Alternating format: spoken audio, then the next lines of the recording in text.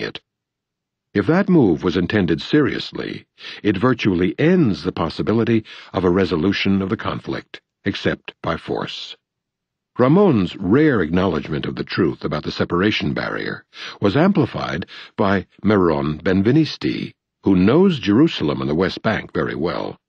The Palestinians seriously harmed are not just the officially cited 55,000 within the barrier, but also another 50,000 who live in satellite communities of East Jerusalem and migrated to them because they could not find housing inside the city due to the expropriation of Palestinian land and building restrictions imposed on Palestinians designed to turn Jerusalem into a Jewish city. This means that the fence harms over 40% of East Jerusalem's 240,000 Arab residents.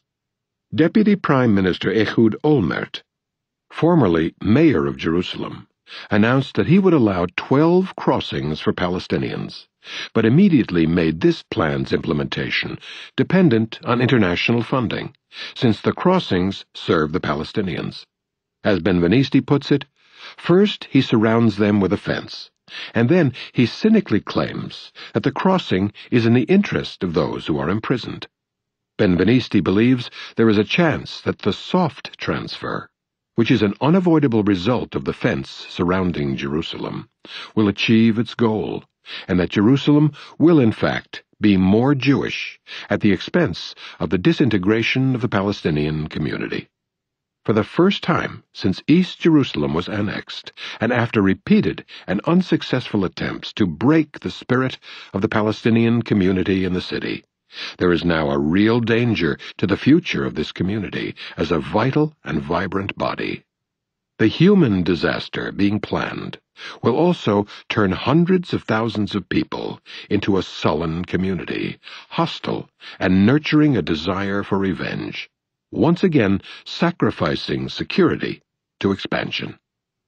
Correspondent Danny Rubenstein, who has covered the occupation with distinction for years, writes that the elimination of East Jerusalem as a metropolitan center for its Arab hinterlands is proceeding apace, creating facts that will, to an extent, obliterate the option of East Jerusalem as the Palestinian capital, while severely limiting freedom of movement to the West Bank for Jerusalem's Palestinian inhabitants. On the final day of Operation National Trauma 2005, Israeli officials confirmed that Israel is confiscating more land to extend the separation barrier around Ma'ale Adumim, where 3,500 new houses and apartments would be built. The barrier will cut deep into the West Bank, sealing off Palestinians in East Jerusalem and virtually separating the southern canton from the remainder of the fragmented West Bank. The announcement was followed by the usual evasions under questioning, while Ehud Olmert informed the press that it is absolutely clear that at a certain moment in the future, Israel will create continuity between Jerusalem and Ma'ale Adumim, and so there is not even an argument that at the end we will have to build the project.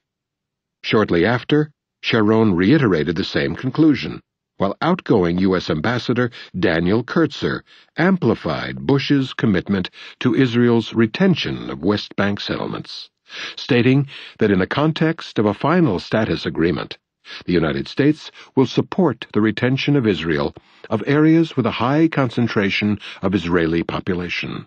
The settlement blocks that create the three Bantustans, referred to by Benvenisti and others who attend to the facts, barely linked to whatever is left of Palestinian Jerusalem.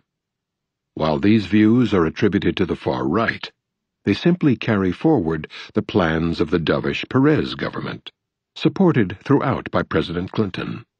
In February 1996, Perez's Minister of Housing and Construction, Benjamin Fuad Ben Eliezer, explained, "It is no secret that the government's stand, which will be our ultimate demand, is that as regards the Jerusalem areas, Ma'ale Adumim, Givat Ze'ev, Beitar, and Gush Etzion, they will be an integral part of Israel's future map.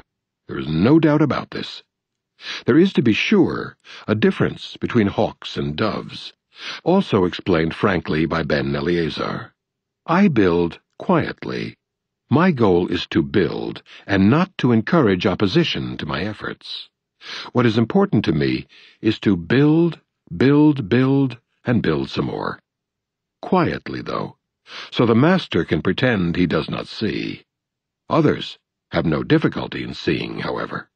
A confidential European Union report, attributed to the British Foreign Office, observes that a variety of Israeli programs quietly underway, including expansion of Ma'ale Adumim in the E1 area, and incorporation of large areas around Greater Jerusalem within the separation wall, will allow Israel effectively to separate East Jerusalem from its Palestinian satellite cities of Bethlehem and Ramallah, and the rest of the West Bank beyond. The actions will have serious economic, social, and humanitarian consequences for the Palestinians, and will signal the virtual end of any hope for a viable Palestinian state, which would depend crucially on preservation of organic links between East Jerusalem, Ramallah, and Bethlehem. With Operation National Trauma 2005 successfully completed, Israel continued, with U.S. backing, to redraw Israel's borders deep inside the Palestinian territories, building quietly and quickly, with settlement and land takeovers rapidly increasing, particularly in the Ariel and Ma'ale Adumim blocks that penetrate deep into the occupied territories. In the first 9 months of 2005, an estimated 14,000 settlers moved to the West Bank, while 8,500 left Gaza, and more land was taken in the West Bank than was abandoned in the entire Gaza prison left behind.